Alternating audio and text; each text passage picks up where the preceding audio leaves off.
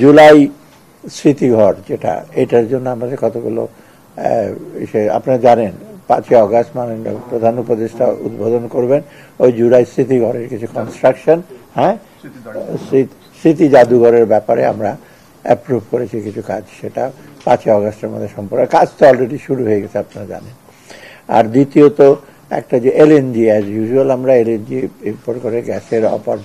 অপর্যাপ্ততা আছে তো আমরা এলএনজি এটা আনছি। তৃতীয় আরেকটা জিনিস আছে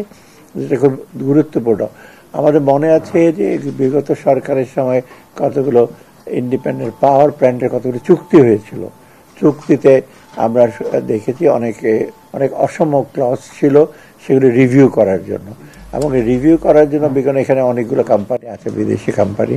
তাদের চুক্তিগুলো রিভিউ করার জন্য হাইকোর্ট থেকে একটা নির্দেশনা আছে যেটা এটা তাদের সাথে আলাপ আলোচনা করে যাতে আমরা ইসে করি, এবং এই জন্য আমাদের আইনি সহায়তা দরকার, এবং সেটা করার জন্য আমরা একটা প্রপোজাল অ্যাপ্রুভ করেছি, যেটা ওই এখানে একটা লিগ্যাল ব্যাপার আছে তো, আইনি ব্যাপার আছে, চুক্তির ব্যাপার, একতরফা তো চুক্তি সে করা যাবে না এটা। আর দ্বিতীয়ত এখানে অবশ্য আমাদের খাদ্য যে উপদেষ্টা আছেন উনি বলবেন ডিটেল, আমরা খাদ্য পরিকল্পনা কমিটি আর কি, যেটা আমরা অ্যাসেস করেছি যে আমাদের খাদ্য মজুদ স্যাটিসফ্যাক্টরি আছে, আউশ মানে চাল, ধান, গম, এটাই মেজর, তাই না, এই তিনটা,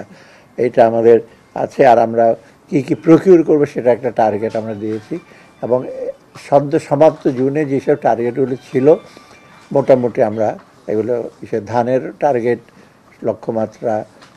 আউশ, আমন সেগুলো করেছি। সবচেয়ে বেশি আসলে আমরা বড় ধান প্রকিউর করি সবচেয়ে বেশি, আমন, তারপরে আউশ সবচেয়ে কম, এই হলো। আর মজুদ স্যাটিসফ্যাক্টরি এটা খাদ্য উপদেষ্টা মহোদয় বলতে পারবেন।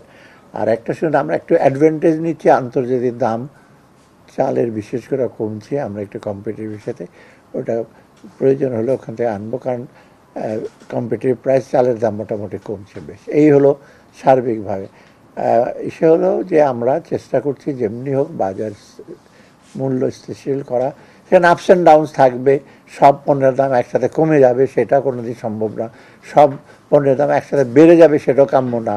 অতএব এই দিক দিয়ে আমরা একটু সজাগ আছি।